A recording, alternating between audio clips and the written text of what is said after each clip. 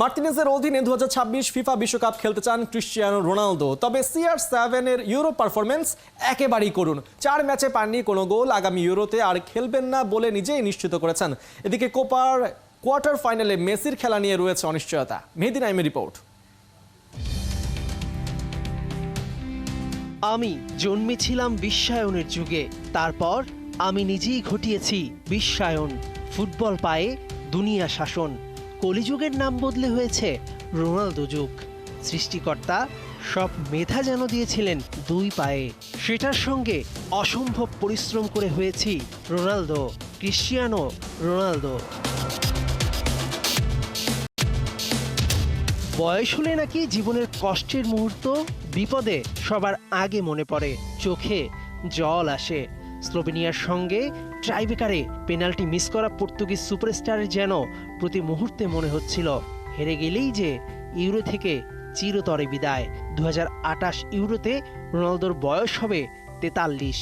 নিশ্চিতভাবেই সেটাতে খেলবেন না পর্তুগিজ সুপারস্টার। জীবনের শেষ ইউরোটা রাঙাতে এখনও 19 বছরের যুবকের মতো চেষ্টা করেন 39-এর রোনালদো। ইউরো আর না খেললেও ঠিকই 2026 ফিফা বিশ্বকাপে খেলতে চান রোনালদো।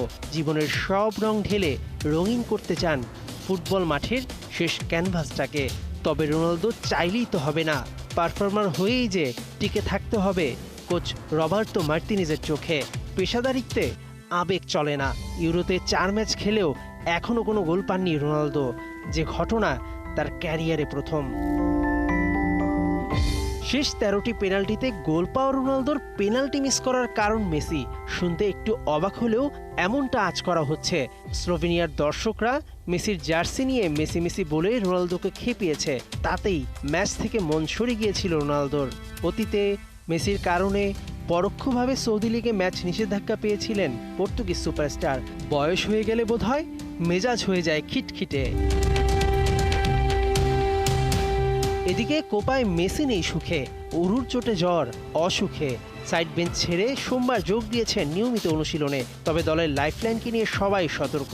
5 জুলাই কোয়ার্টারে ইকুয়েডরের বিপক্ষে শতভাগ সুস্থ না হলে মাঠে নামার রিস্ক নেবে না আর্জেন্টিনা টিম ম্যানেজমেন্ট। কেননা সেমিফাইনাল আর ফাইনালে মেসির সার্ভিস ছাড়া জেতা কঠিন হবে বর্তমান চ্যাম্পিয়নদের। মেসি মাঠে থাকলেই যে সহজ হয়ে যায় অনেক কিছু। খেলা ফিরে পায় তার প্রাণ। মেহেদী নাইম, 71।